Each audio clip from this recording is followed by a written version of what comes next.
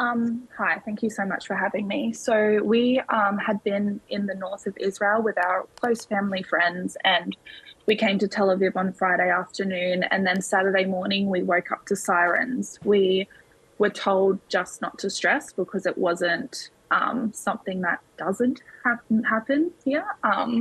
So we went out to grab breakfast, and then before we knew it, we heard the sirens again and actually saw missiles flying overhead. We were told by our friend to run and take cover. We took cover in a stairwell and had missiles land in the ocean right next to us. We could feel the ground shaking. It was absolutely terrifying.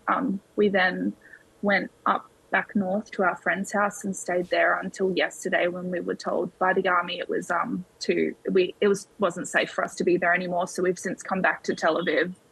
The journey to try and find a safe place to shelter must have been terrifying. Yeah, it was. You just have to find a staircase pretty much if you don't know where a bomb shelter is. And so we just found refuge in a staircase, and all you can do is hope for the best. We had some beautiful Israeli people there helping to calm us down, because obviously in Australia you never experience anything like this. So yeah, it was absolutely terrifying for us. And where you are now, do you feel safe?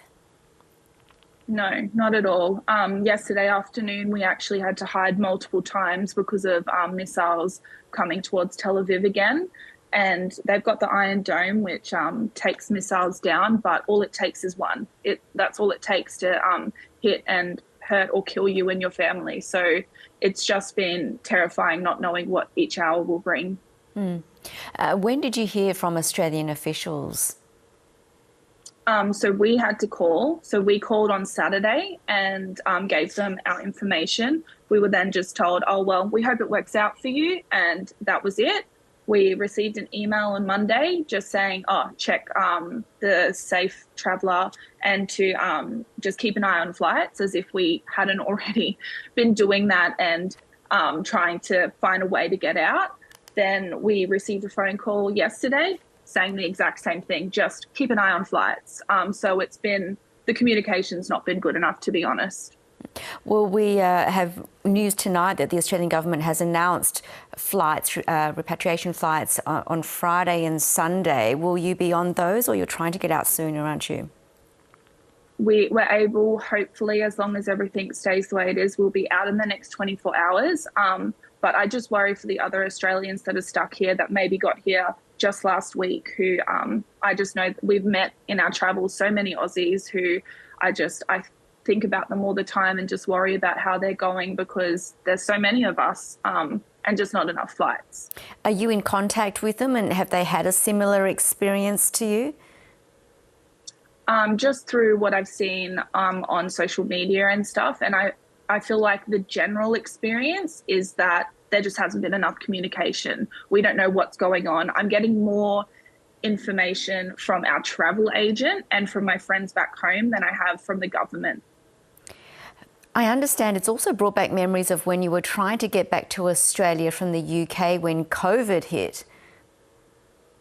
Yes, so I was stuck in the UK all through 2020 and 2021, and I had the exact same experience. I tried calling the embassy multiple times while I was over there. One time I was on hold for 8 hours and was then told that there's no one actually at the embassy. So I just feel like, what's the point of an embassy if they're not going to help in crisis? This is a constant pattern. So what is actually going to happen to make sure that this doesn't happen again? Because it's just not good enough for Australians to be feeling this unsafe and to have no constant communication. Even just we're working towards getting you home, because they're saying that on the news back home, but we don't have access to the news back home. How are we supposed to know that they're actually doing something if we don't hear it from them? Amid all of this, how are you and your family coping? Is it difficult to get daily supplies? So we're okay. We have each other, and we're really lucky to have our family friends who live here in Israel.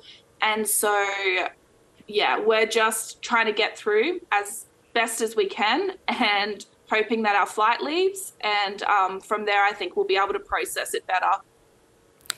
Well, Asher, we really wish you and your family all the best, and that you are able to get on that next flight. Do stay safe. And thank you so much for sharing your experience with us. Thank you so much for having me.